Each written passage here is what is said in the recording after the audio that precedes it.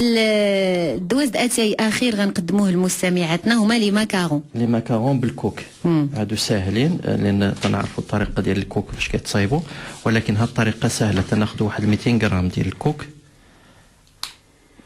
4 ديال البيض ديال البيض، واحد 200 غرام ديال السكر، واحد العشق ديال لافاني او السكر ديال لافاني، اييه، واحد القبصه ديال القرفه. نعم. دونك تنضربوا داك البيض حتى كيرجع على شكل ثلج، تنزيدوا ليه، تنضربوه بطبيعه الحال بالسكر شويه، هذيك 200 غرام شويه بشويه بشويه بشويه حتى كيطلع، وتنشوفوا بصبيعاتنا، تنديروه بين صبيعاتنا. الا كان املس وما تيتلاصقش راه ديجا مزيان.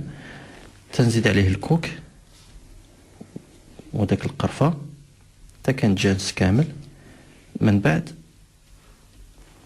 تناخذ عاشق وشي طاوه، وديك الطاوه ماذا بينا الا كان عندنا شي كاغيط ديال الفران، بابي كويسون، تنهز بشي عاشق صغيره وتنحط كويرات في ديك الطاوه اللي كنقولوا درنا لها بابي كويسون، وتندخلوها للفران واحد 15 دقيقه لدرجه 140، وتيجيو محمرين من الفوق حمرين.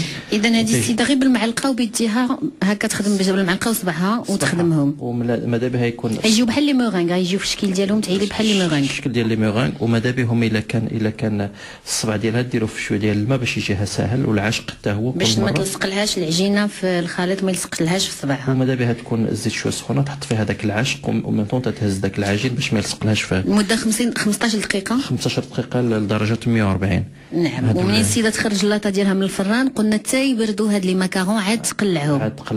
وعلى اي حال هي دايره بابي كويسون، قلنا بابي كويسون ما غيلصقوش. لا بارفو واخا لي بابي كويسون تيلصقوا. 15 دقيقه دائما يطيبوا في الفران الوسط. هنا بحال هاد لي ماكارون خص العافيه تكون تدور، ما يكونش شاعل غير من التحت. نعم. يكون من الفوق والتحت باش كيطيبوا في ديك 15 دقيقه. لا اذا يكونوا الوسط في الفران. بيان سيغ في الوسط. واخا. شكرا لك بزاف الشيف هادي.